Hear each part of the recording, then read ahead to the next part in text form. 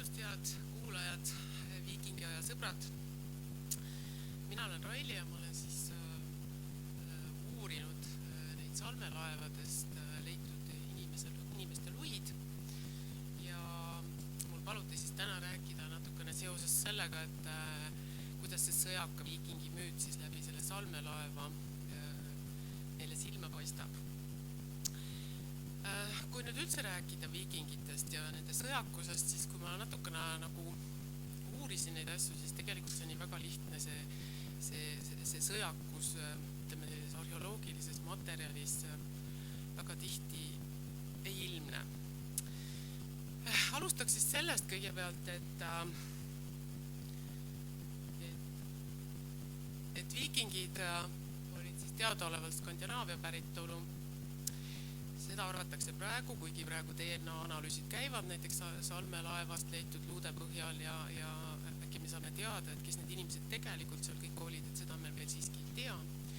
Aga teada on, et nende algkodu olevat olnud Skandinaavias ja nad tegid oma retki nii ida kui lääne suunas sealt.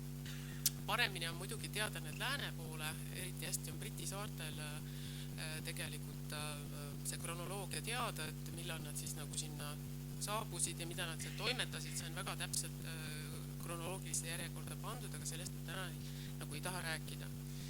Siis samamoodi on muidugi teada ka viikingite ekspansioon või laienemine ja nende teed ka ida suunas ja nende levikuga või diasporaaga kaasnesid ka tegelikult konkreetsed kolooniad. Kõige lähem meile on siin samas Lätis Groobinus, on teada Venemaal need kolooniad. Loomulikult on neid ka Briti saartel, Lõuna-Euroopas, igal pool on tegelikult teada. Eestist me teame väga hästi seda, et meil on viikingipäraseid esemeid, arheoloogid teevad seda paremini kui mina ja üldse ajaloohuvilised inimesed. Ja neid on teada, aga meil siin Eestis tegelikult viikingeid kui selliseid konkreetselt luude põhjal teada ei ole või nende sellist konkreetset asustust või asumaad Groobinust on teada. Ja viikingite kultuuriga väga tihti, mille põhjal seda või viikingite kultuuri selline omapära matuserituaalis on see, et neil on tihti omased paat ehk laevmatused ja teine viikingi aja hilisemal perioodil on krematsioon ehk põletusmatus. Siin praegu sellel pildil on näha üks kuulsamaid Norrast päritud matuselaevu. See on Osebergi laev, üks kuulsamaid. Järgmine on Valskärde siin pildil. Aga need on nüüd sellised matused, kus me teame, et kõige rohkem on sinna maetud 1, 2, 3, 4 inimest, et ei ole teada, et sinna oleks maetud näiteks 10 inimesi laeva või paati. Siin on üks vestne Šotimaal, üks selline klassikaline ühe inimese matus. Et ühelt poolt me teame seda. Nüüd ma juba ennem ütlesin, et Briti saartel olid need rüüsteretked hakkasid juba 9. sajandil või 8. sajandi lõpus tegelikult ja sellele järgnes 3 korralikku viikingite invasiooni ja nendel on selle kohta väga head ajaloolised dokumendid ja ka arheoloogilisi tõendeid. Aga kui me nüüd mõtleme sellele samale salmelaevadele, kus ühes laevas oli 7 inimest ja teises oli 33 pluss üks kolju, siis reeglina selliseid haudu ei ole teada laevades. Küll on teada selliseid haudu näiteks Reptoni massihaud on East Angliast, mis leiti Repton oli selle poolest kuulus, et seal oli üks viikingite tugipunkt ja seal ühest kabelist leiti üle 200 inimese säilmed ja nad arvatakse, et need on viikingite luustikud. Seal oli üle 90% olid meeste luustikud, seal oli ka natuke naisi ja lapsi, aga kuna seal ei leitud mingisuguseid vigastusi nendel luudes, siis nad tegelikult praegu uuritakse, et millest nad üldse surid ja kes nad olid, et huvitaval kombel seda siiani ei ole tehtud, kuigi need kaevamised olid, ma nüüd enam ei mäleta, äkki arheoloogid mäletavad, aga üsna ammu. Siis teine selline massihaud, mis on päris kuulus, millest te olete võib-olla kuulnud, on siis Ridgway Hill Dorsetis, kus leiti ka massihaud, kus on nagu konkreetselt näha, et pead ja kehad on siis nagu teineteisest eraldatud, et see on kõige ehtsam nagu tapatalgute näide siis Inglismaalt või Briti saartelt. Ja nad on nüüd ka päris korralikult selle dateerinud selle matusepaiga ja see langeb kokku siis nii-öelda St. Brasi päevaga, mis oli siis 13. november 1002 aastal ja kuningas Ethelred andis siis käsu tappa kõik taanlased ja nad nüüd leidsid konkreetse ühe haua ja need on siis nüüd taanlased Briti saartel. Aga meie räägime täna siis nüüd Eestist leitud viikingitest, et me teame, et isotoopide põhjal, mis on tehtud, te olete kindlasti seda juba kuulnud, et Salme teisest ja esimesest laevast, see hambavaabast isotoopid kinnitavad seda, et need inimesed ei olnud kohalikud, ei olnud saarlased, ei olnud tõenäoliselt eestlased, vaid et nad tulid siiski kuskilt Skandinaaviast. See on nagu üsna kindel. Et praegu tehakse täiendavaid analüüse, lisaks siis ka veel DNA analüüsid, mis annavad siis meile nagu võib-olla järgmisel või ülejärgmisel aastal palju parema pildi sellest, et kes need inimesed seal laeva olid maetud. Ma näitan nüüd seda paika ka, kus need esimene ja teine laev on näidatud siis Salme külas, seal koolimaja kõrval. Ja siin on nüüd siis, edasi ma räägingi nagu nendest kaevamistest ja mida me sealt leidsime, mis nagu näitab siis sellest nagu seda sõjaka viikingi müüti, või et kui me siin praegu nägime seda, et tegelikult nagu viikingid olid ohvrid, siis seal Inglismaal väga tihti tegelikult, et see massihauad, mis on leitud praegu, pigem kinnitavad seda, et kui nad nagu sealt väljast tulijana ja võõrana läksid, et siis tegelikult neid rünnati ja meie peame nüüd hakkama siin Eestis vaatama, et mis tegelikult juhtus seal Saaremaal, et see on nagu palju keerulisem situatsioon, aga mingeid paralleele siin natukene ikkagi on. Et see Salme esimene laev oli väiksem ja ta oli suhteliselt lõhutud, aga seal oli ikkagi ka 7 inimese säilmed. Osad need luustikud olid paigas, ehk siis tähendab seda, et nad olid säilinud nii, nagu need kehad olid sinna hauda pandud. Kunstnik Jaana Ratas tegi selle põhjal ka siis sellise, ütleme sketši, et kuidas nad umbes nagu paiknesid. Ma väga täpselt ei saagi seda öelda, et 2 kõige kaugemat on täiesti hüpoteetilised. Tegelikult olid nad segatud, luude hulgas oli veel 2 mehe luid. Aga need 3 olid tõesti üksteise kaisus siin magasid ja siin oli veel 2 siis luustikust mõned säilmed, mis näitasid, et seal olid ka paigas olnud algselt, aga ehitustega nagu lõhutud. Nüüd aga palju huvitavam, suurem ja ka arheoloogiliste kaevamiste mahud nagu suurem objekt oluliselt oli Salme teine laev, mis siis avastati või alustati kaevetöid siis 2010. aastal. Siin on nüüd see esmane vaade sellele laevale, kuid seda laeva praegu ei paista, nii ruttu hüpata. Siin on nagu näha esimese aasta kaevamised. Täna ma siin juba seisan püsti ja olen täitsa kindel ja oho.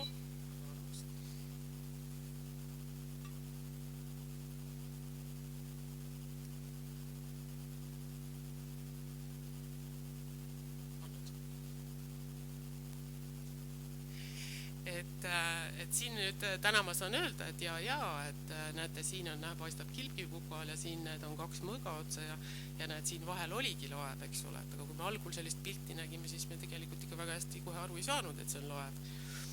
Et saime aru küll, et midagi on, aga mis siin kivide all täpselt on, me ei teadnud. Aga siis me läksime sealt kilbikuplast ja koerast edasi. Iga meie artikkel ja ettekanne tavaliselt algab selle, et kõigepealt me leidsime koera. Tõesti kõigepealt leidsime koera, millest Liina hiljem räägib. Aga selle koera kõrval oli kohe ka ühe mehe skelett. Vaatan, kui hästi siit paistab, aga Ja kohe, kui see esimene skeleti me välja puhastasime, see oli kohe näha, et siin on midagi hirmsat toimunud, sest et selle mehe parem õlavarreluu oli 4-5 tükiks raiutud ja samal ajal oli tema parema käe peale pandud väga kenasti üks mõõk, nii et ta oli kuidagi nagu, tema kallal oli küll vägivallatsetud, aga samas näiteks see tema mõõk oli pandud tema käe peale kenasti nagu võitluseks valmis või enam-vähem nii. Ja niimoodi nad ükshaaval hakkas tulema, nüüd see esimene ja teine skelet ja üksteise kõrval hakkasid nad siis meile ilmuma. Ja päris mitte kõigil selles reas ei olnud tuvastatavad sellised jõhkrad vigastused, aga 4 kindlasti. Nüüd see pilt on siis näitab see, et kuidas me siis nüüd see laeva laiuse saime kätte, terves selles laeva laiuses oli siis näha, et nagu see pealmine skelettide rida, ehk siis me nägime, et 6 meest oli sinna siis maetud. See kollane siin näitab seda sissekaevet, et selle sissekaeve käigus tegelikult nagu 2008. aastal juba tegelikult leiti see koht, seal olid siis, tulid välja luud ja metallesemed. Ja kui me olime selle põhirea välja puhastanud, siis proovisin natukene eemalt siit hakata puhastama ja hakkasid jälle ükshaaval välja tulema koljud ja siis oli selge, et meil on tegemist massihauaga. Ja me tegelikult ei suutnud sellel hetkel veel taibata, kui suur see on või mitme kihiline ta on, ja et me vaikselt siis hakkasime seda tööd tegema ja tegime 2 aastat, 2 suve siis järjest. See oli tegelikult väga raske objekt, sest et luud ja sellised nagu hästi palju esemeid, raudesemeid neil oli ja erinevad tüüpid, siis see võttis päris palju aega, sest et kõiki esemed tuleb korralikult fikseerida ja samal ajal sa pead need luud üles korjama, need ei tohi ka väga kaua olla mullas, et tegelikult ta ei olnud väga lihtne objekt. Ja loomaluud olid siin igal pool ka veel vahel, millega Liina siis, et meil oli nagu selline päris tõsine meeskonnatöö seal.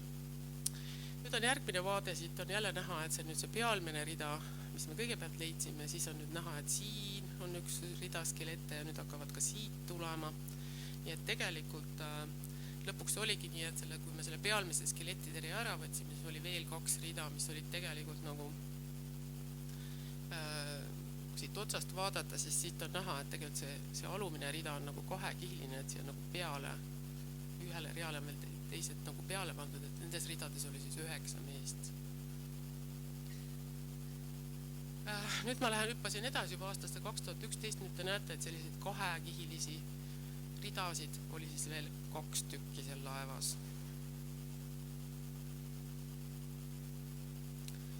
Ja kõige põhjas siis, selle põhjas oli siis 7 mehe säilmed, need olid siis risti laevaga maetud.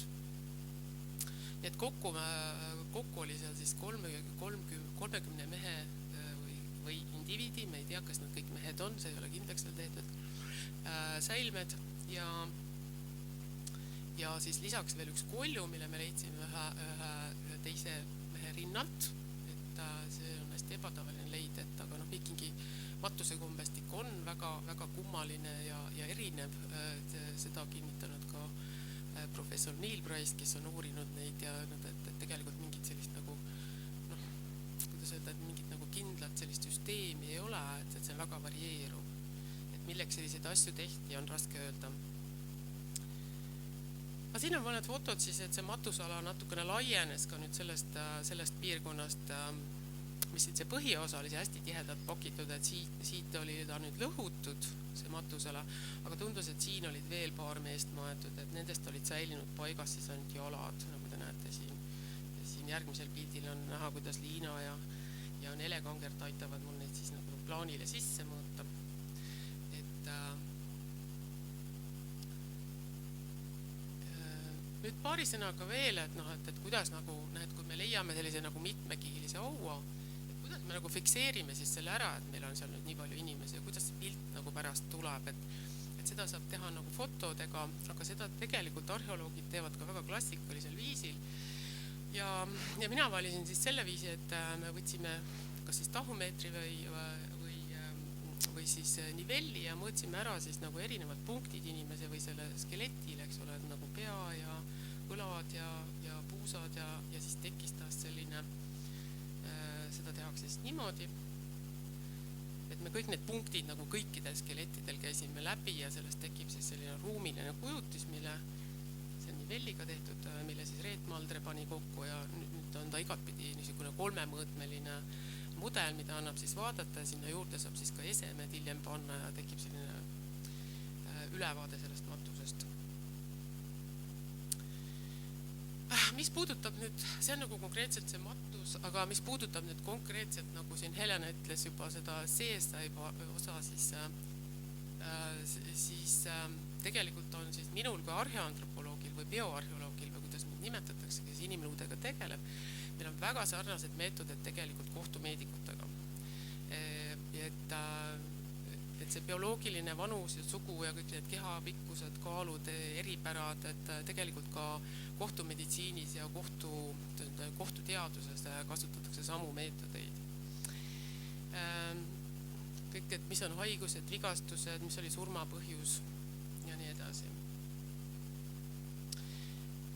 Seda ma juba ütlesin, et praegu käivad need uuringud, siis et tegelikult luustikud kannavad nendes väga palju informatsiooni, mitte ainult sellist nagu välist, et mida me saame mõõta või katsuda või kirjeldada, vaid ka tegelikult siis erinevad inimsäilmete osad, eriti hambad on väga informatiivsed, sest nendes on, nende põhjal ja luude põhjal tehakse väga tihti, näiteks dateeritakse need hauad, eks ole, et radiosüsinik dateeringu põhjalt saataksegi teada, et mis ajast see haud on ja saab teada selle inimeste päritolu, mida nad sõid, mida nad jõid ja kes olid nende sugulased, näiteks Skandinaavias või siis ka Venemaal või ükskõik kus siin Euroopas, et see, eriti see DNA osa tundub tulla hästi põnev.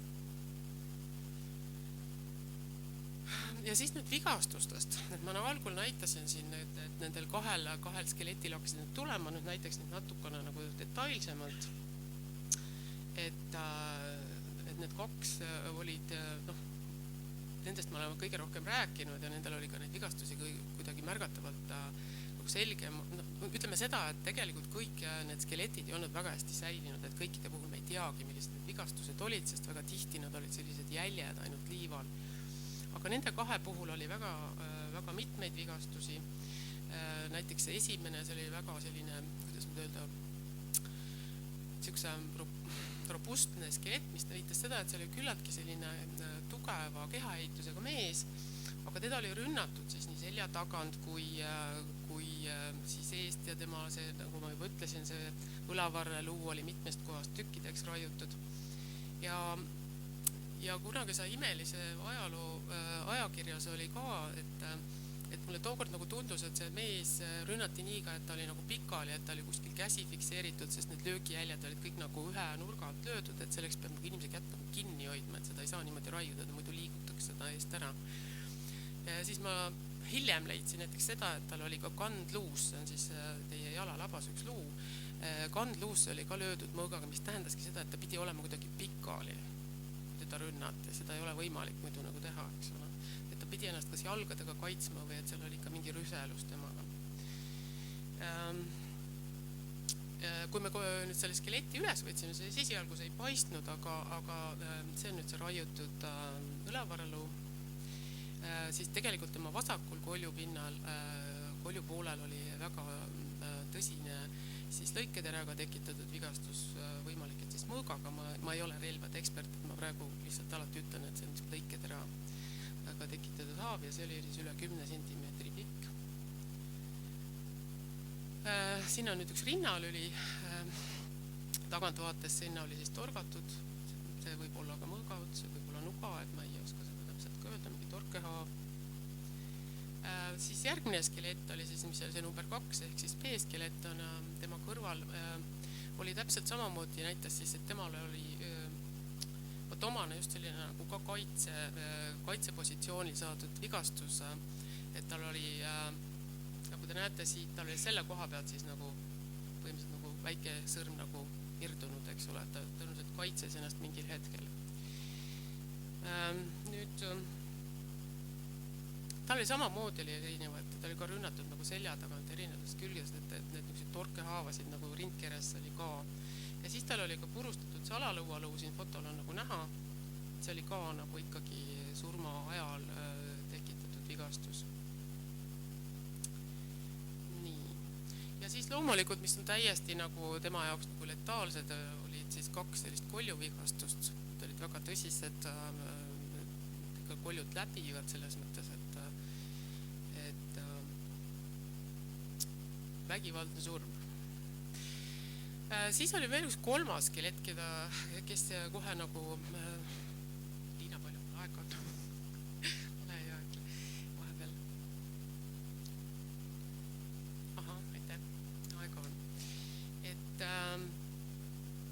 Et see oli skelett Jott, et tema puhul oli kohe kaevandis näha, nagu te näete, siin on tema pea. Siin on nagu segamine, need kaelalülid natuke, et ta oli nii-öelda pea maha raiutud. Aga samas oli tema siis nagu see pea pandud enam-vähem nagu õigesse kohta matusele, et see just see Salme laeva, teise laeva matus oli sellest ebatavaline, et seal oli küll, ütleme nagu, neid inimesi oli nagu tapetud ja nendel olid seal, mitmel olid pead maha raiutud, aga kui te nüüd mäletate seda hauda, mis see leiti sealt Torsetist, kus olid nagu kehad ja pead nagu eraldi loobitud, no kuidagi väga selline inetu käitumine, siis sellist asja näiteks Salmelaevas ei ole. Salmelaevas on alati nagu kehaosad pandud tagasi õigesse paika, et kui pea on nagu maha löödud, siis ta on pandud selle mehe külge.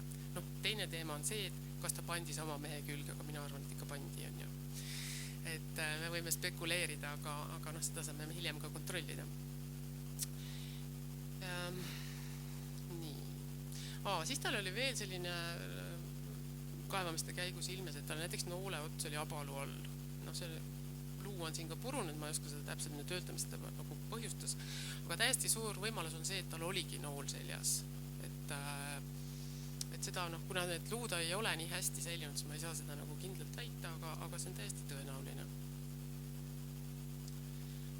Siin on nüüd näha tema kolju vasakul küljel on siis näha luuhaav, et suure tõenäosusega mulle tundub, et see on kindlasti mingi sõjakirve jälg siin praegu, sest tal on sellised nurgad. Näitan küll. Ja mis oli hästi ebatavaline, millega ma palju vaeva nägin, oli see, et ma ei saanud nagu täpselt aru, et tal oli nagu ühest küljest pea maha löödud, aga keegi oli teda ka mingi, kas mõõgaga ka eest rünnanud, nii et tal oli siia lõua alla, oli talle ka 2 korda löödud, tal oli mindud nagu kõrikallale mõõgaga. Ja siis ma üritasin nagu aru saada, et kas see kõik nagu on toimunud siit eestpoolt, et noh, need pea maha löömised nagu erinevad, et neid tehakse nii eestpoolt kui ka tagantpoolt, et siin on nagu erinevad tehnikad on ja aga selle mehe puhul on minu meelest huvitav see, et nad keerasid lõpuks ringi ja lõid tagantpoolt pea maha. Et noh, ka rassimist oli neil palju. Et siin on nüüd näha siis, eks ole, et see on nüüd 2. ja 3. kaelalüli vahelt oli tal siis pea niimoodi täiesti korralikult maha raiutud, et nagu puhas löök. Et need on nagu 3 nagu võib-olla kõige silmatorkavamat matust vigastustega. Siin on nüüd üks ka, ma tahtsin näidata lihtsalt seda, et siin on nagu näha, missugune on siis näiteks löök, eks ole, kuidas ta, kui on nüüd see meie pea, selline elus inimese pea, siis tegelikult see on suhteliselt nagu pehme, et ta natuke nagu kaardub ära, eks ole, et kui siia see löök tuleb, näete, see on ka 7 sentimeetrit pikk. Aga selle koljul oli veel see, et ta ei olnud ainuke vigastus, et tal oli minu meelest veel 2 erinevat luuhaava siin peas, et ta oli pähe saanud väga mitu lööki. Ja siis ma näitan sellist, see on nagu selline esialgne, mida Liina aitas mul teha seda joonist. See on siis, et kuhu piirkonda siis neid põhiliselt siin löödud oli. Ja see tegelikult see joonis läheb täiendamist, ta ei ole nagu põhjalik, aga tegelikult nende jooniste järgi me hakkame siin kavas nagu hakata võrdlema, et kui me võtame nüüd erinevad sellised matused või massihauad, et kuhu need vigastused on nagu tekitatud, et selle järgi saab siis hiljem interpreteerida, et mis laadi see sündmus üldse võis olla. Et noh, et ta ei, tundub, et ta nagu päris niisugune, ütleme nagu lahing ei olnud. Vastu nad on ka tõenäoliselt hakanud, et ta nüüd päris selline nagu ainult kinnivõtmine ka ei olnud, et siin on ka selliseid vigastusi, mis nagu tekivad, kui sa nagu ikkagi nagu üritad vastu hakata. Et see on nagu huvitav töö veel ees praegu. ja noh, mis on nagu alati huvitav, et nagu iseendaga või võrrelda, et kui suured need inimesed olid, et see on niisugune üsna tavaline asi, mida nagu antropoloogid teevad, on ka siis, et nagu te näete, et kõige lühem mees seal seltskonnas oli 165 sentimeetrit pikk ja kõige pikem siis 183. Et miks sinna nagu 2 numbrit, et sellepärast, et on erinevaid meetodeid, kuidas me kehapikkust saame luude põhjal hinnata ja nagu te näete, need vahed on päris suured, et sõltub väga, millise meetodi järgi alati, kui te vaatate neid numbreid, siis oleks nagu mõistlik küsida, et millise meetodi järgi seda on tehtud, sest mõni meetod annab väga suure pikkuse ja mõni väiksema. Ja näete, ka kaalus on ikkagi nagu päris suur vahe, et kõige kergem mees on 62 kilo ja kõige raskem 85. Aga praegu aitäh. Mul on siin veel pilte, aga ma arvan, et ma lõpetan siinkohal.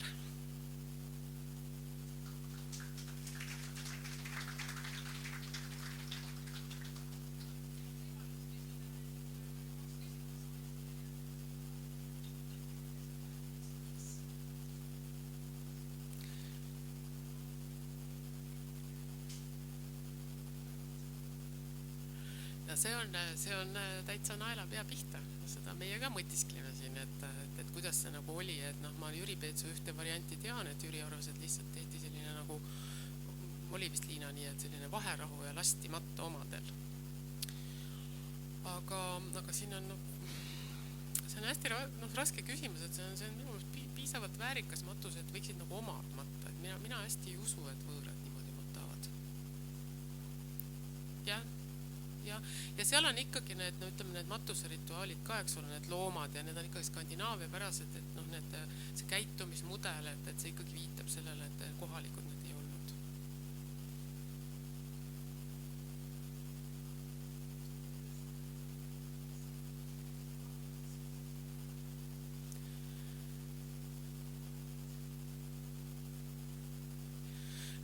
Seda on väga raske öelda, et miks nad seal üldse olid. Miks nad üldse seal olid, eks ole, et mida nad seal tegid, on ju, ja noh, võib igasuguseid asju öelda, et noh, võib-olla see laev tuli juba nende laipadega sinna, ega ei tea, noh, tegelikult me seda ka, et spekuleerida võib palju, aga seda väga raske öelda praegu, ma ei julge. Jah.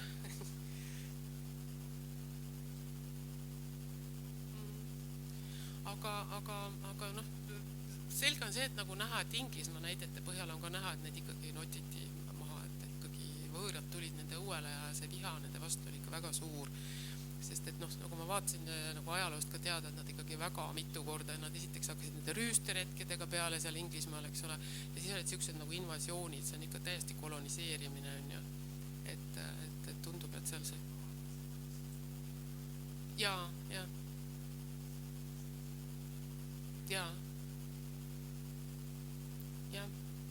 Ja teine asi ka, et see nagu reeturi toovis või mida iganes, et kui tuleb uus, et siis sul on nagu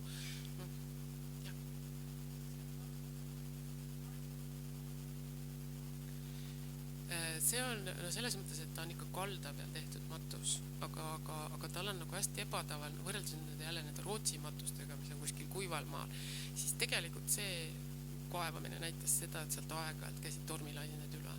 Ta oli olnud nagu meremeele vallas ikkagi mingi aja.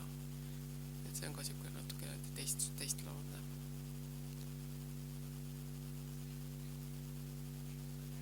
Jaa.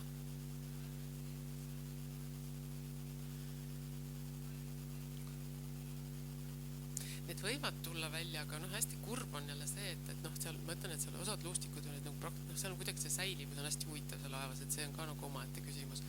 Et seal on mõnedest säilinud väga üksikud ja hõredad luud ja ausalt öeldes ega need DNA uurijaid neid ka väga ei taha uurida. No see on nii nagu, noh, see on raske selles mõttes, et sealt üldse midagi kätte saada, et noh, võib-olla see on veel nagu tuleviku teema, et kui keegi selline butiiklabor võtab ja võtab selle nagu ülesandeks, et vot me nüüd vaatame, et kes see siis oli, et kellest nii vähe on jälgi, et kui hambaid ei ole ja koljus neid tugevaid luid, et siis nad ei taha üldiselt analüüsida kahjuks.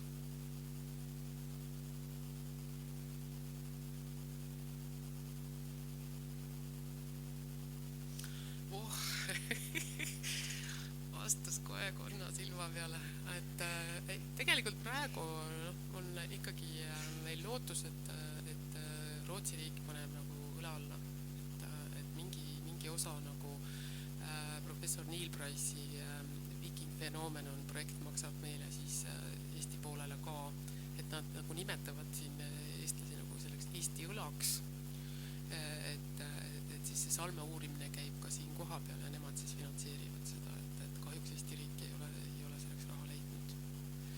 Kuigi ma vaatasin Eske Villerslevi seda videot, mis Delfi TV-s oli ja ta väga ilusti ütles seda, et kui neil oleks selline laev, siis nad kummardaks seda ja tantsiks ümber selle, et see on selline informatsiooni hunnik, eks ole, mida ei jõuaks nagu, mida nad ei jõuaks lihtsalt ennast ära tänada, et kui milline uurimismaterjal ja millised uued avastused, et tõesti tegelikult me geneetiliselt ei tea, kes need viikingid olid, et see on kogu aeg see nagu sellised müüdid, eks ole, et kes nad olid, aga kes nad tegelikult olid, me ei tea. Jah.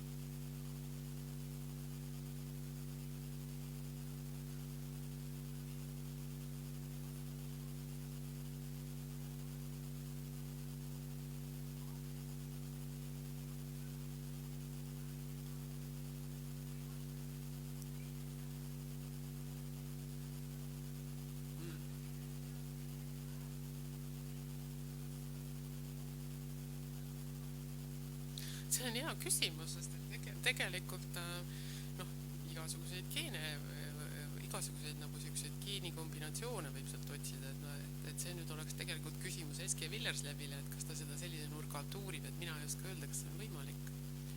Aga kindlasti on, aga mina jälle mõtlen sellistel sõjakäikudel asjadel, see on ikka kultuuri ja selline massipsühhoosi küsimus, et see pead olema lihtsalt selline. Mõjub ju. Aga need ei läinudki ilmselt siis või, jah.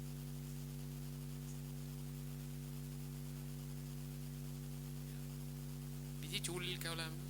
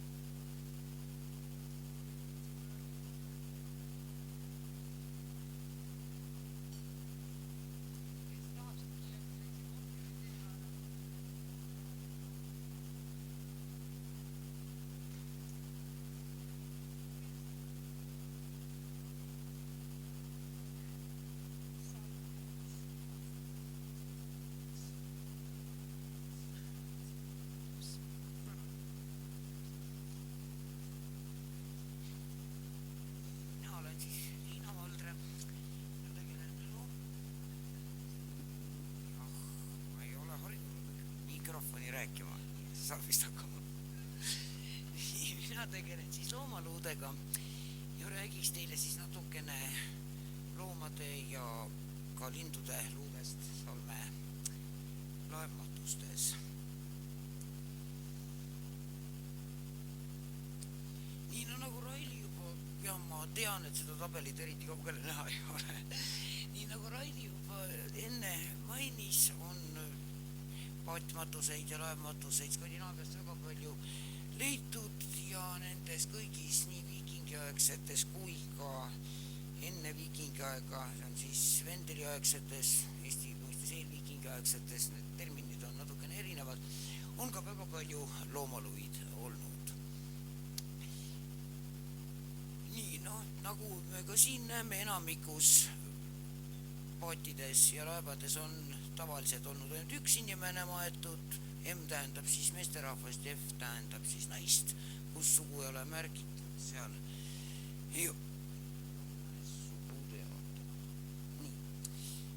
ja loomadest on nüüd, nagu me siit tabelistki, kes näeb, kes ei näe, aga räägin vähemalt, loomadest on väga tavaliseks hauapanuseks on Skandinaavias hobused ja koerad.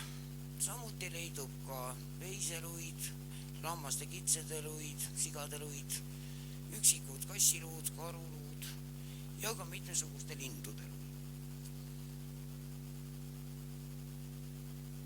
Nii, kui me nüüd salmelaevade juurde jõuame, siis salme esimeses laevas oli suhteliselt palju loomaluid. Liikidest on esindatud siis veised, kitsed või lambad. Miks ma nimetan neid kahte liiki tavaliselt alati koos, lihtsalt sellepärast, et lammaste ja kitsede luud on omavahel väga sarnased ja väga sageli ei ole üldse võimalik kindlaks teha, kumbale liigile need luud tegelikult kuuluvad.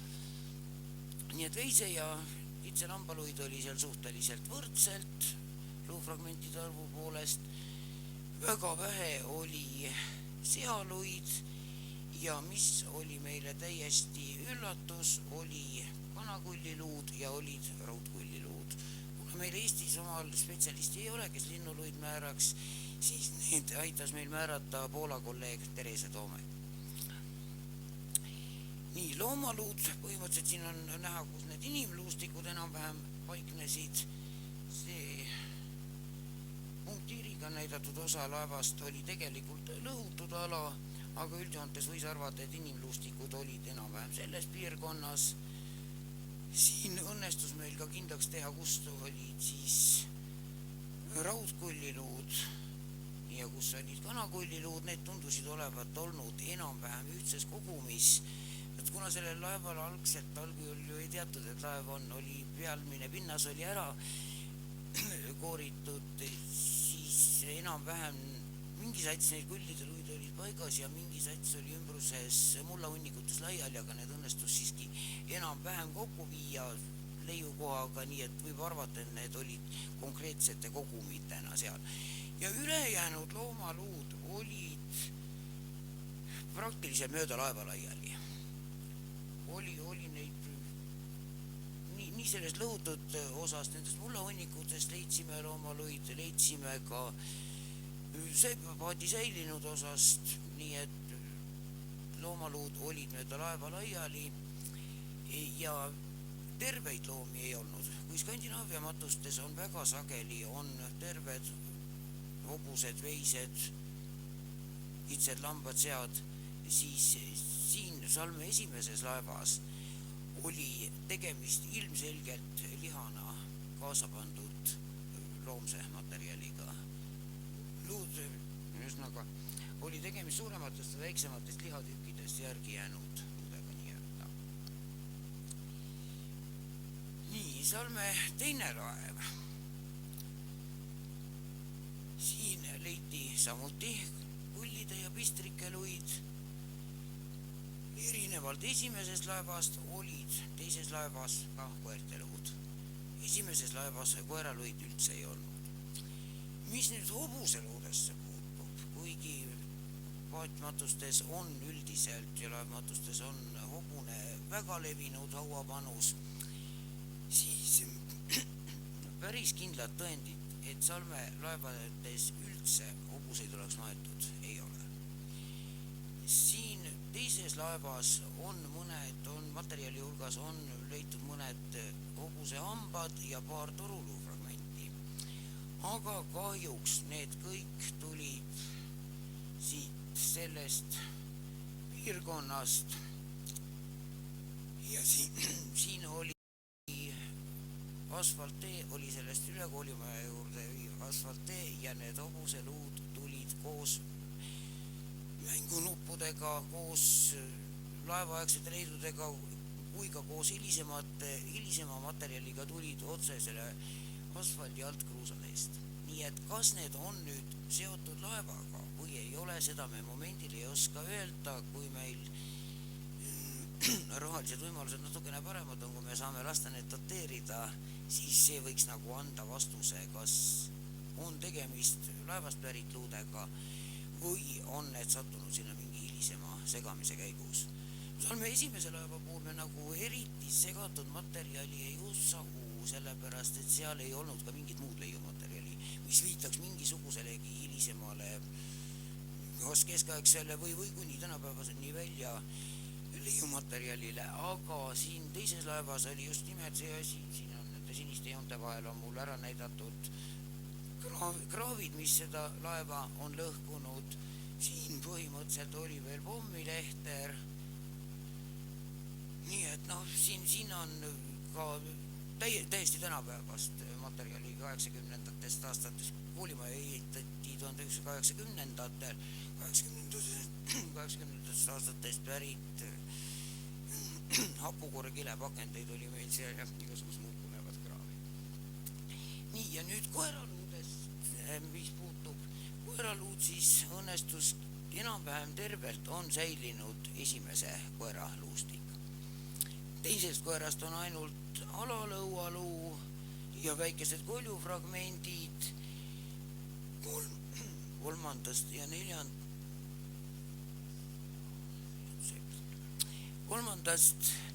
kolmandast koerast olid sääreluud, kannaluud ja varbalülid ja neljandas koeras tegelikult konkreetselt midagi päris paigas ei olnudki. Aga kuna seal kolmanda koera luude juures oli täiesti kindlalt veel ühe teise koera luud ja neid oli suhteliselt palju, siis võib arvata, et seal oli ka neljas koer. Nii, ja loomulikult, nii kahju kui sellest ka ei ole, need jahikullide luud olid valdavalt siin lõhutud osas, üksikute luudena, kas on nüüd enam-vähem tervelt maetud kullid, nagu olid esimeses laevas puudus kulli, luude hulgas puudusid ainult koljude luud, nii et ilmselt olid need kullid siin esimese laeva ilma peadeta maetud. Teises laevas on meil nüüd tõesti ainult üksikud kullide luud, nii et kuidas ja kuhu nad täpselt maetud on, seda ei oska öelda. Nii, seda joonist Raili juba näitas, ma pikemalt ei peatu.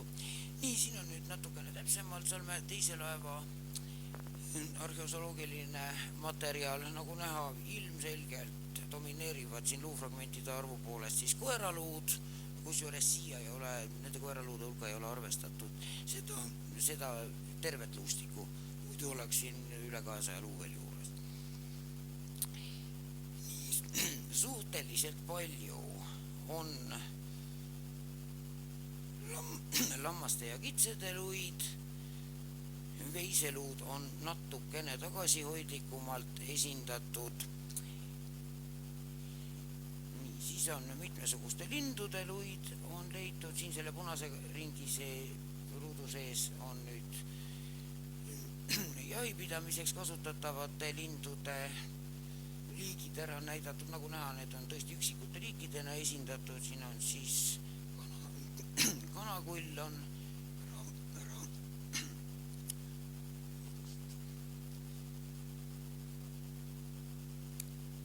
nii, rabapistrikuluud on, siis on väga intrigeeriv, aga selles ei ole nüüd päris kindel, kuna Tereso Toomekil oli ka võrdluskogus seda liiki väga vähe, on teoreetiline võimalus, et võib olla stepipistrikuluud.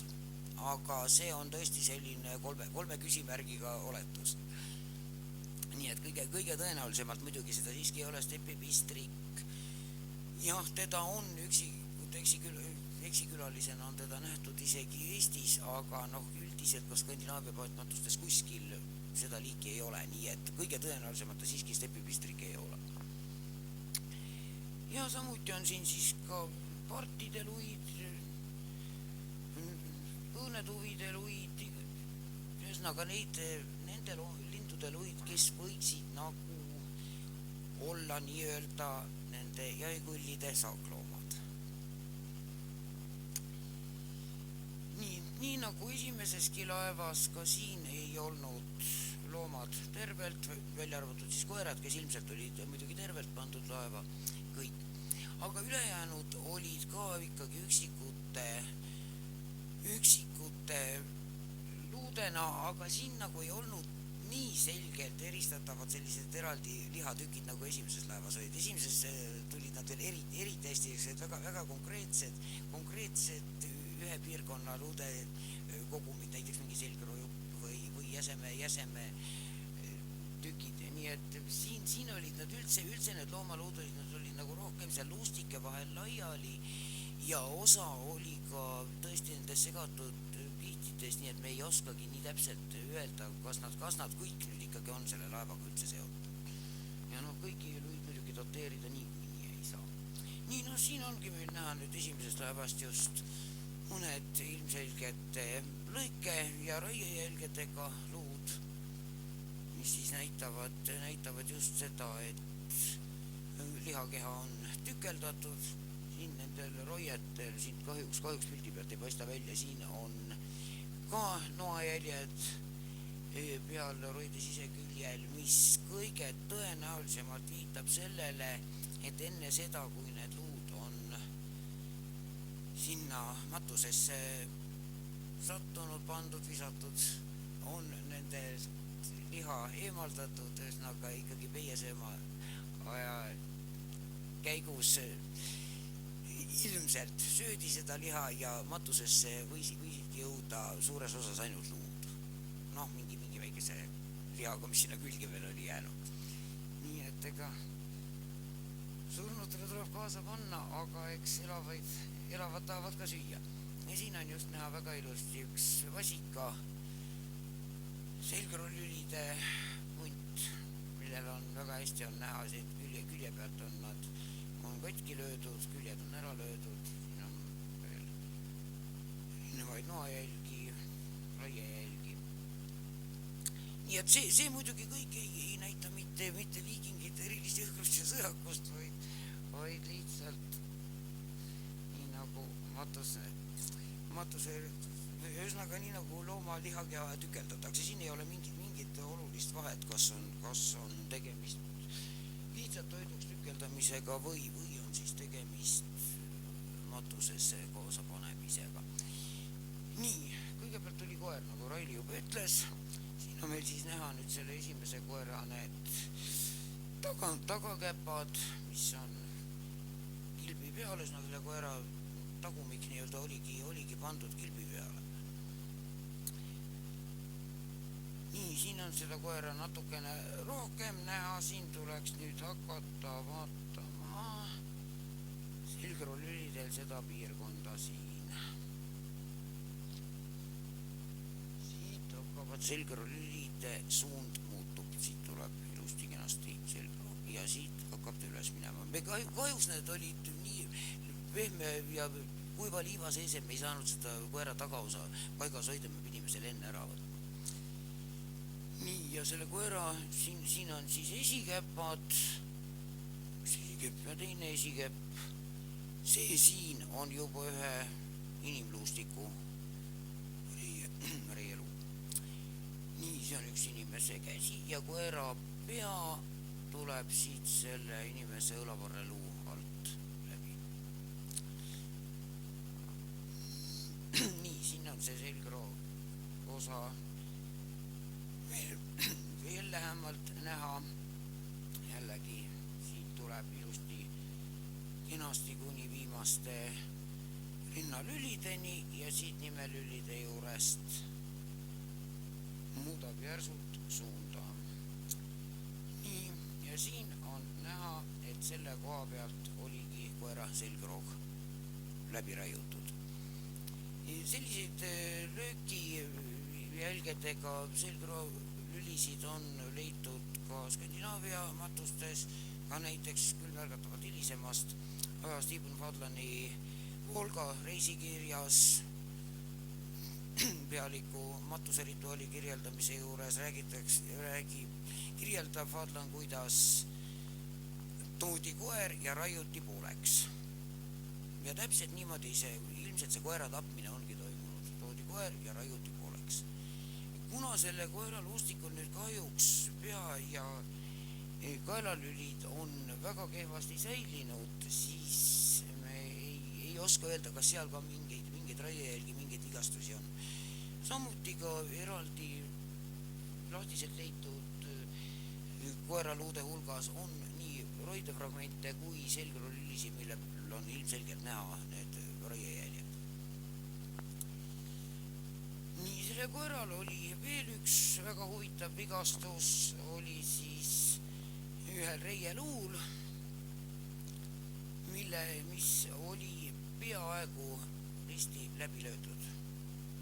Kas on nüüd mõõgaga löödud või mingi muu teraristaga, seda ei oska öelda. Miks ta niimoodi löödud on, ei oska ka öelda. On põhimõtteliselt eest taha löödud, kusjuures see löök ei ole läbinud täielikult reieluud. Siit on näha, et siit on tegelikult see luu juba edasi murdunud. Aga väga korralik selge löögijälg. Nii, samuti sellel koeral oli ka vasakul esikäpal oli üks kämblaluu pooleks lõigatud või löödud. Miks seda tehtud on? Siin on väga huvitav paralleelralli, näitas ka ühte inimese kämblaluud, mis oli täpselt samamoodi tegelikult sisuliselt pooleks löödud. Nii et kas see on mingi juhuslik asi või tähendab see midagi, ei oska öelda. Sellel koeral, vähemalt sellel samal käpal oli ka see luu siit. Ühesõnaga see esimene nii-öelda pöidla kämbla luu. Sellel on siin luukohandid näha, nii et see on nüüd mingi kas paranenud vigastuse jälg või on seal mingi muu liigese probleem olnud. Ja see on siis nüüd see läbi löödud kämblaluu.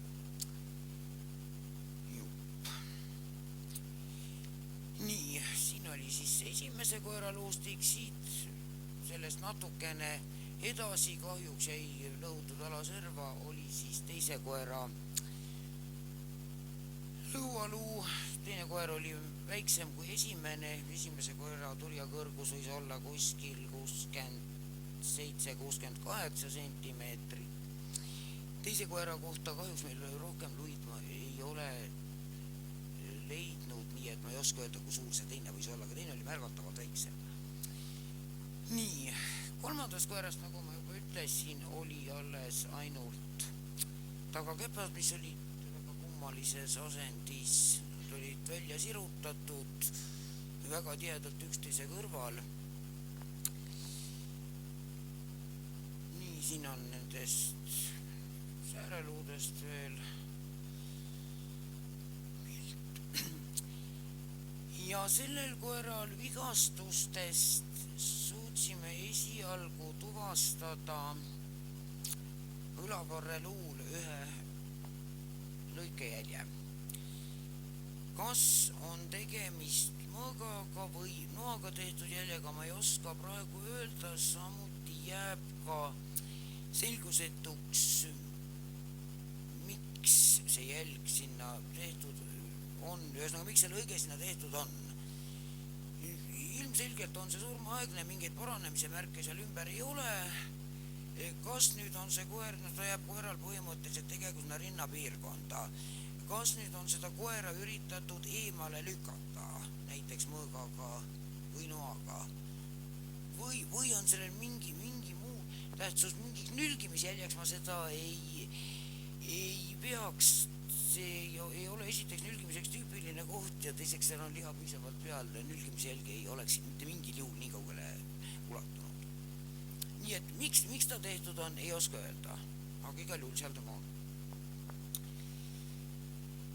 Nii, ja sellel kolmandal koeral siis oli ka üks varbalüli, mis on täiesti kõvasti deformeerunud. Siin võrdluseks on kõrval samasugune varbalüli normaalses olekus, mitte küll sama koera oma. Nii, seda ma nüüd ei peaks ka mingit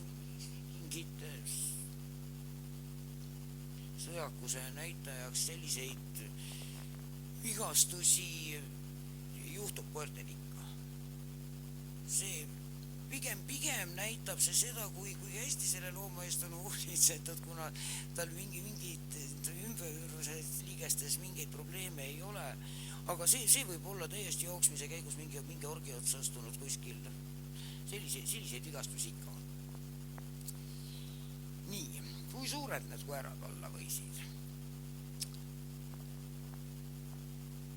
Siin on nüüd sääreluude põhjal, nii nagu inimluudegi puhul, nii ka loomaluudega saab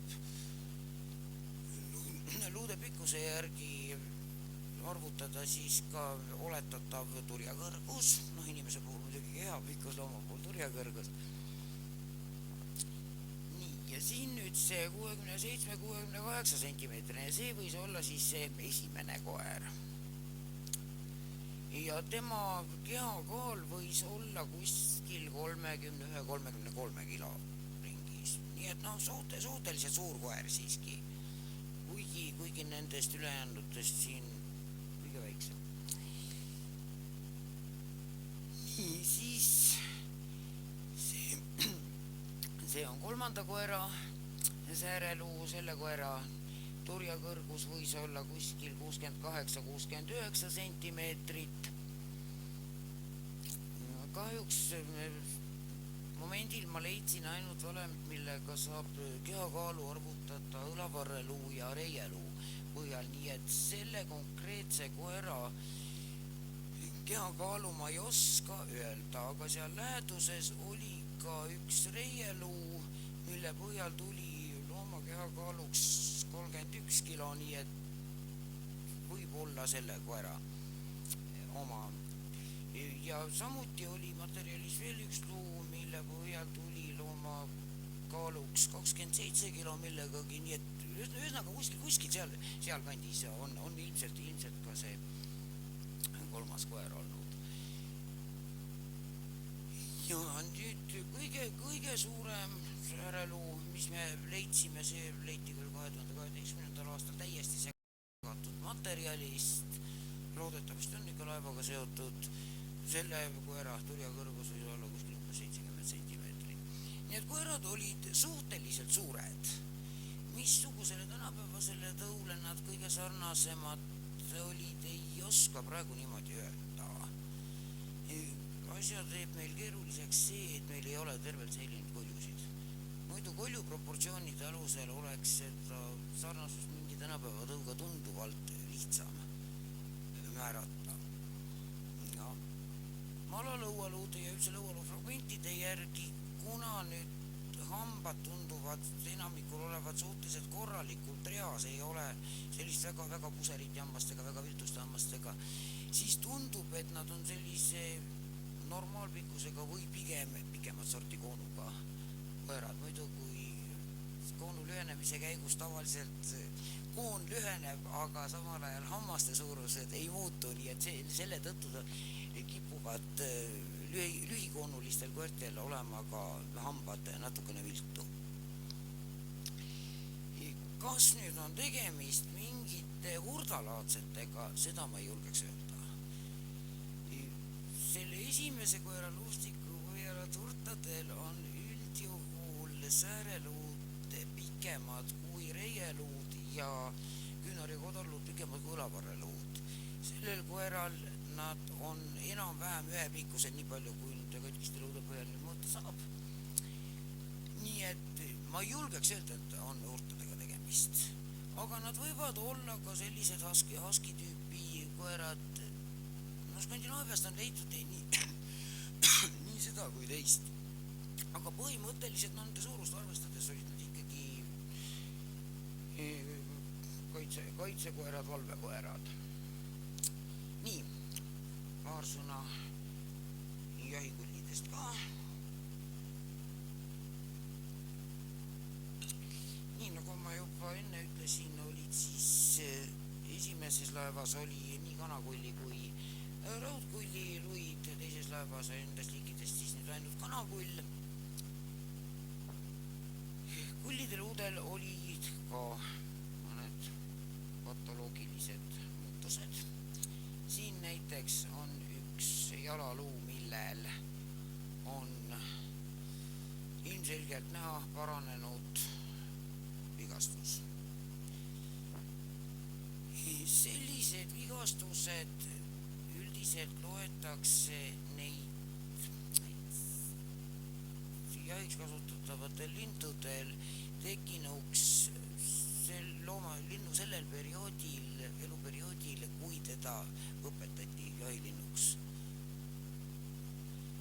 Tavaliselt tol ajal vähemalt korjati pesast, eks ole, pesapojad ja siis neid mingis vanuses hakati õpetama selleks, et nad ära ei lendaks. Oli vaja nad lõastada. Neile pandi rihmad jala külge ja kui nüüd oli oskamatu õpetaja, kes ei osanud linnu käitumist ette näha, sellisel juhul see lind lendas ära ja tõmmati liiga järsult tagasi ja see on väga tüüpiline koht, kus sellisel juhul luumurd tekib. Nii et väga võimalik, et see ongi just nimelt väljaõpetamise käigus tekkinud murd. Kuna luumurd on paranenud, järelikult oli lind piisavalt väärtuslik, et mitte hukata teda, vaid lasta tal see jalg ikkagi ära paraneda. Ilmselt piisavalt väärtuslik ei olnud, et omale otsa leidis ikkagi seal matuses. Nii, kanakulli luud kuuluvad ilmselt emaslinnule, miks kasutatakse jahikullidena põhiliselt kanakullide, raudkullide puhul põhiliselt emaslinde. Emased on suuremad kui isased ja on võimelised tooma suuremat saaki. Üldiselt väidetakse, et kanakull saab hakkama kuni jänese suuruse saakloomaga. Nii, siin on nüüd raudkulliluud, need kuuluvad ka ilmselt emasele linnule. Raudkullil olid samuti mõned luupatoloogiad, need on nüüd tiivaluudel. Mingid sellised, kuna see materjal on, mis on pinnases, on ta ka muidugi halvasti säilinud. Aga ikkagi siin on näha, et luu on muutunud selliseks poorseks, on igasugused luulised väljakasved, nii et ilmselt kas siin on olnud mingi luupõletikuga tegemist või mingi muu taolise asjaga, nii et see lind ei ole ka päris terve olnud. Üldiselt tundub, et nad ikkagi nii-öelda ohvriloomana kasutasid siiski pigem mitte enam nii täisväärtuslikke linde ja loomi. Nii, ja olekski kõik.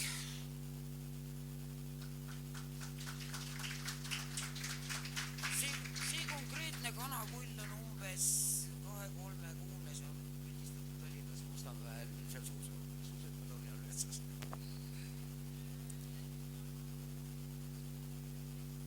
Aga siis on ta ilmselt raudkull.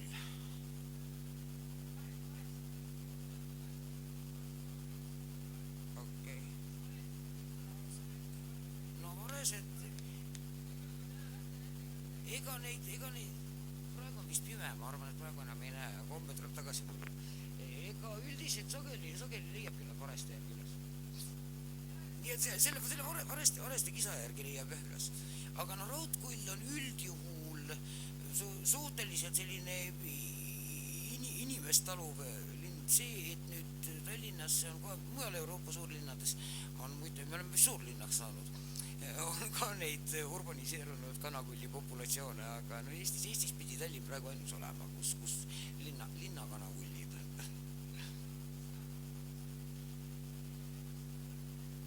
Jah, väidetavad küll, et mina sinna parditiigi äärde ei satu ise.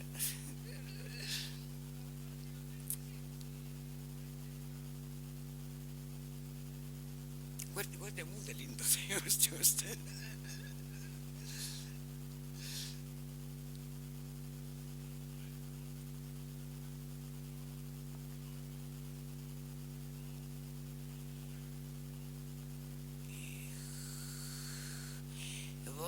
Väidetavalt ei ole leitud, vähemalt ei ole teada küll, et oleks minu teada. Aga muidugi siin me peame nüüd arvestama sellega, et eriti need matused, mis on välja kaevatud, tõnteb millal. sellised nii väikesi luid, maolood on suhteliselt väga väikesed, neid ilma sõelumata leida on suhteliselt väga raske. Ja see võib olla ka põhjus, miks kohati, miks ei pruugi olla, mitte tingimata ei pea neid olema, aga miks ei pruugi olla ka väiksemate kalade luid. Aga mis salme materjali puutub, siis jah, me tõesti ei sõelunud. Aga esimeses laevast tõesti lõpus sõeluti, mitte ühtegi kalaluud ei olnud. Teises laevast me nüüd seal pardalaudade peal olid sellised suhteliselt selgepiirilised kalaluude kogumid. Nendega on nüüd ka jälle see küsimus, et kas nad on looduslikud või on nad ikkagi matusega seotud. Aga jah, aga madude luudega üks võimalus on see, et neid lihtsalt ei ole leitud. Teine võimalus on see, et neid lihtsalt ei ole seal.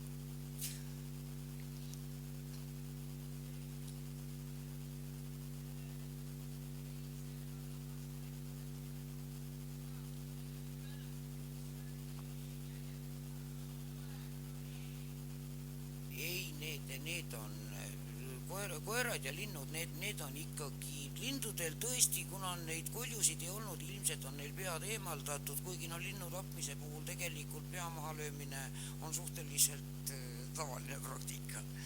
Aga ei, need koerad ja linnud on ikkagi tervete luustikene sinna laeva sattunud. See, et nad meieni ei säilinud tervete luustikene kõik, see on juba muud probleemid.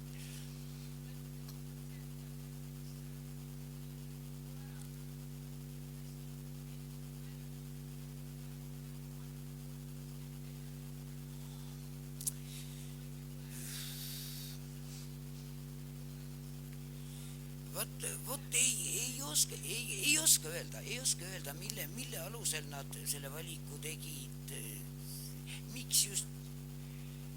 Jah, koeraga on täpselt sama lugu. Ja, just nimelt. Aga mille alusel, ilmselt neid koeri oli rohkem, mille alusel see valik tehti, kusjuures meil ei ole nüüd päris täpselt, me lasime koeraluudest, me lasime ka strontsiumi analüüsi teha. Üks koer, see esimene koer on nüüd päris kindlalt ka kuskilt Skandinaaviast pärit. Ülejäänutega ma ei julge momendil kommenteerida, ma ei ole nende andmetega nii kursis, ühesõnaga interpreteerimisega nii kursis. Mul on väikesed kahtlused, aga see võib olla minu teadmatuse probleem lihtsalt.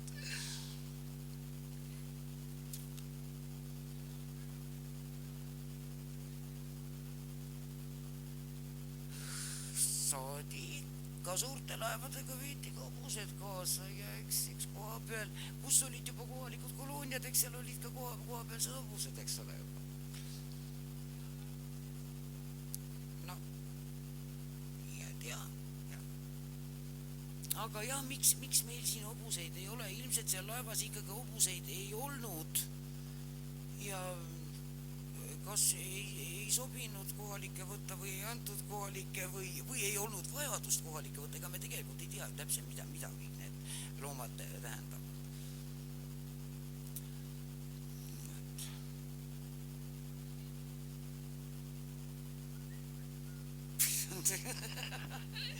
Kellelegi tuli sõnumi teil küsimus.